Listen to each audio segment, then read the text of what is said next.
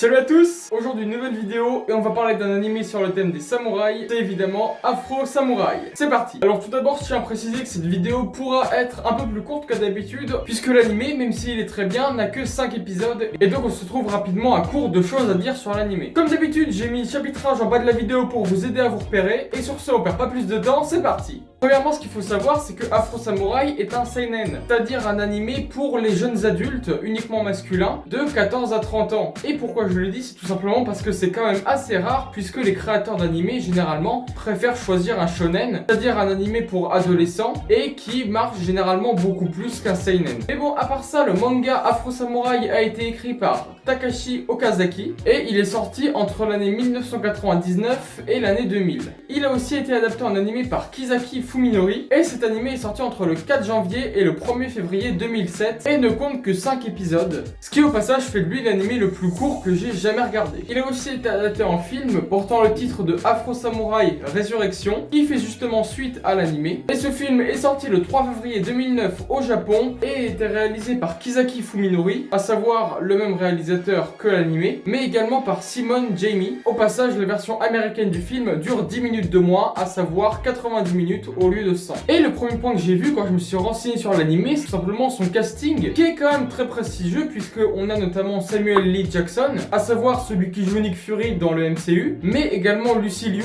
Alors je la connais juste pour une série qui s'appelle Elementary sur M6, qui est quand même une série très connue dans les pays anglophones, et ça m'a quand même surpris d'avoir un casting aussi gros sur un animé qui est quand même assez petit en termes de taille. Bref, l'animé s'ouvre sur un Japon médiéval, donc à l'époque des samouraïs, où on voit un gamin qui s'appelle Afro, qui assiste totalement impuissant à la mort de son père, puisque lui-même avait le bandeau numéro 1, à savoir le bandeau qui fait de vous un dieu si vous le portez. Et durant tout l'animé, Afro va chercher à venger la mort de son père par l'actuel numéro 1, à savoir celui qui a tué son père. Et donc on va suivre Afro dans cette quête pour aller rechercher le bandeau numéro 1 et ainsi venger la mort de son père. Une chose à savoir, c'est qu'il y a deux bandeaux dans l'animé, deux bandeaux qui ont apparemment été forgés par les dieux eux-mêmes, et il y a une règle, c'est que le porteur du bandeau numéro 1 ne peut être défié en combat singulier uniquement par le porteur du bandeau numéro 1, mais par contre le porteur du bandeau numéro 2, à savoir Afro dans l'animé, peut être défié par strictement n'importe qui. Et dans l'animé, ces bandeaux sont considérés comme le seul moyen efficace de se rapprocher du statut de dieu.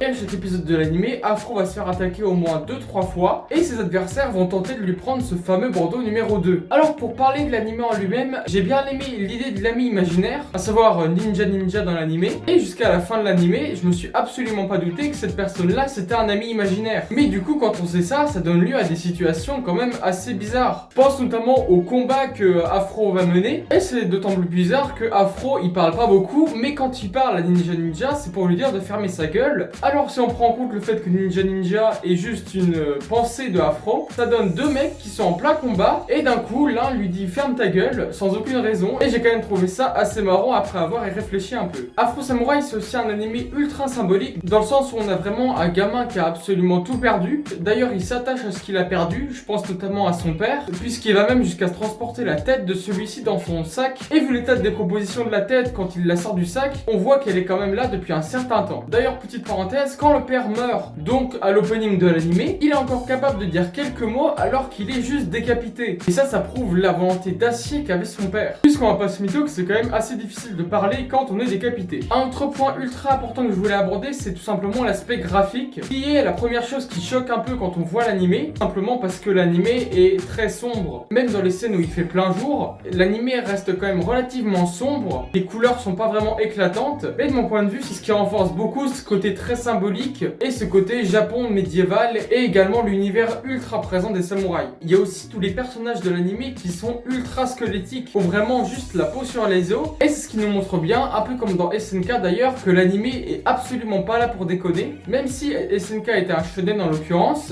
là l'animé aborde un sujet ultra sérieux, à savoir la vengeance. Et pour contrebalancer ce sujet ultra sérieux, il y a Ninja, à savoir l'ami imaginaire d'Afro, ou en l'occurrence un peu son dédoublement de la personnalité. Et pour moi c'est vraiment une bonne chose qu'ils aient pensé à incorporer un personnage comme lui, puisque sans ça l'animé aurait été ultra fade et insipide. Et pour moi les créateurs de l'animé ont vraiment réussi à respecter un certain équilibre entre humour et sérieux. Il y a aussi un autre petit point, mais ça m'a pas vraiment dérangé, c'est que l'animé est quand même assez gore, régulièrement des têtes décapitées, des membres arrachés et tout, mais c'est encore une fois ce qui vient renforcer le côté très sérieux de l'animé. Et pour terminer cette vidéo, je voulais aborder un point que j'ai pas vraiment compris dans l'animé. Donc quand Afro va combattre le numéro 1, le numéro 1 veut obtenir son bandeau pour avoir tous les bandeaux et devenir un dieu. Alors à ce moment-là, je me suis posé la question de quels étaient les autres bandeaux, puisque on est d'accord que dans l'animé, il y a que 2 bandeaux mentionnés, et du coup à ce moment-là, j'ai pas trop compris, mais à la toute fin de l'animé, donc au cliffhanger, j'ai vu que Kuma, donc l'ami d'enfance de Afro qui a un ours en plus sur la tête, et ben on le voit, qui a encore une fois échappé à la mort, donc ça fait 2 fois maintenant, et surtout il est recouvert de tous les bandeaux de la tête aux pieds, et c'est à ce moment-là que j'ai un peu décroché de l'animé, puisque apparemment il existe au moins une trentaine de bandeaux différents. Alors je me pose la question, est-ce que c'est les bandeaux 3, 4, 5, 6, ou est-ce que c'est des bandeaux différents pour je ne sais quelle raison, mais en tout cas vous pourrez peut-être m'expliquer ça en commentaire. Mais je sais que le film Afro Samurai Résurrection est une suite à l'animé, du coup je vais le regarder prochainement et il va sûrement me donner quelques réponses sur les questions que je me pose. Bon voilà, cette petite présentation de l'animé Afro Samurai est terminée, j'espère qu'elle vous aura plu. Si c'est le cas, n'hésitez pas à liker, à vous abonner et à mettre un petit commentaire, ça me fait extrêmement plaisir et en plus j'y réponds toujours. Et sur ce, on se retrouve pour une nouvelle vidéo samedi prochain à 11h. Ciao!